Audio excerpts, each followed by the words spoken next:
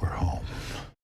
Hey guys, welcome to this week's episode of Top 10. This week we're taking a look at Star Wars facts in celebration of the new Star Wars movie coming out. Number 10. George Lucas originally wanted a monkey to play Yoda. The monkey was actually supposed to carry a cane and wear a mask. I don't know about you, but can you imagine Yoda being played by a monkey? No, I can't. That's so weird to me. Muppet Yoda forever. Number 9. The sound of the TIE Fighter engines is actually the sound of an elephant call mixed with the sounds of a car driving on wet pavement. Now that I know that, if I listen for it, I could hear exactly what that is. Elephant sounds with car driving on pavement. Yep. If with all the sound design of Star Wars, as soon as you know what it is, you listen for like the individual parts, and it's like really cool. Holy shit, that's insane. Like, it literally sounds like a car whipping by on a pavement. Number 8. Mark Hamill was in a bad car accident before filming started on Star Wars Episode 5, The Empire Strikes Back, causing severe facial trauma. The scene in which Luke Skywalker is mauled by a wampa was actually added to the account for the scarring on his face, so that wasn't makeup. That's pretty... I heard he was in a car crash, but I thought it was more towards Return of the Jedi. I didn't think it was Empire Strikes Back. Now I'll have to go back and watch that scene and see what his face looks like. It looks pretty messed up, honestly. Number 7. Many of the buildings constructed to be used in shots of Tatooine are still standing in Tunisia. In fact, some of them are still used by locals. For what reason? That we do not have an answer for. I don't know. You can still use them as like buildings. I mean, they're kind of small, but Are people actually living in them? I think so. Like, for just, like, houses? Like, Yeah, nothing wrong with them. I would love to, like, see a video of, like, someone giving a MTV Cribs tour of, like, one of their places there. Welcome to my Jawa Palace.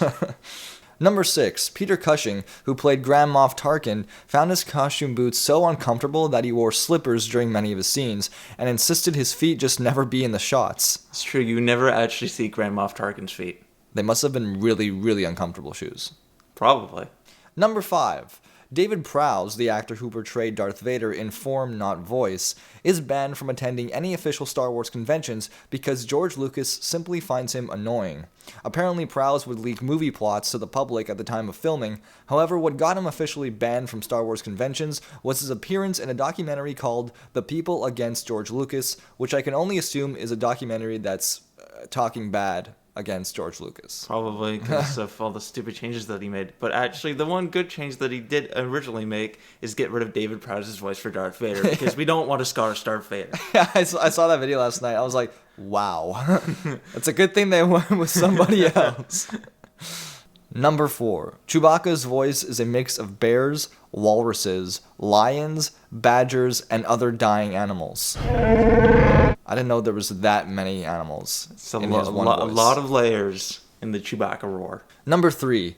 The noise a lightsaber makes is created by combining the hum of an old television's picture tube and the buzz of a film projector's interlock motor.